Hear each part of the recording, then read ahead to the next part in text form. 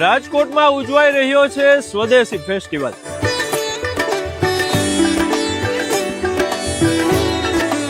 આપણા રેસકોર્સના આંગણામાં છે, તો ચાલો તમને એની વિઝિટ કરાવું। આ વાગ્યા છે કે ઘરે જ બનાવે છે અને બધી હાથની બનાવટ જ વસ્તુ છે। હોમમેડ ચોકલેટ છે, બધી ડ્રાય ફ્રૂટ્સ વાળી છે, પાન મસાલા છે, મેંગો છે, પિસ્તા છે, બધી અલગ અલગ છે। એસેન્સ વગરની છે। મારું તો 100% ઓરિજિનલ છે, લેબોરેટરી ટેસ્ટ કરાવવાની છૂટ। અને બીજું શું કહેશો આ સ્વદેશી ફેસ્ટિવલ વિશે? સ્વદેશી તો અપનાવવું જોઈએ। જે લોકો છે એ અત્યારે આઉટ ઓફ કન્ટ્રીને વધારે ફોલો કરે છે, તો મારું એટલું કેવું છે કે લોકો ઇન્ડિયન કલ્ચરને વધારે ફોલો કરે અને જે ઇન્ડિયા છે એને થોડુંક આગળ લઈ આવવા માટે લોકો વધારે પ્રયત્ન કરે। ખાસ કે જે આપણે આમાં જે ગવર્મેન્ટ તરફથી આપણને આમાં સપોર્ટ મળ્યો છે એ સારું છે કે ભાઈ આપણી સ્વદેશી જે વસ્તુ છે એ બહાર જાવી જોઈએ। અમારું કેવું એ જ છે કે ભાઈ આપણે પહેલા જે અહીંનું છે એને ખરીદવાનું રાખો, બહારનું પછી ખરીદો। ઘરે ઘરે હેલ્થની બીમારીઓ ઘરે ઘરે છે, તો અત્યારે લોકોને અવેરનેસ જગાડવાની જરૂર છે કે આ નેચરલ પ્રોડક્ટ તરફ વળશો તો પ્રાચીન કાળમાં જે લોકો યુઝ કરતા હતા એ જ પ્રોડક્ટ અત્યારે તમે ફીલ કરી શકશો અને હેલ્ધી લાઈફસ્ટાઈલ જીવન જીવી શકશો। સ્વદેશી અપનાવવા માટે તો આપણે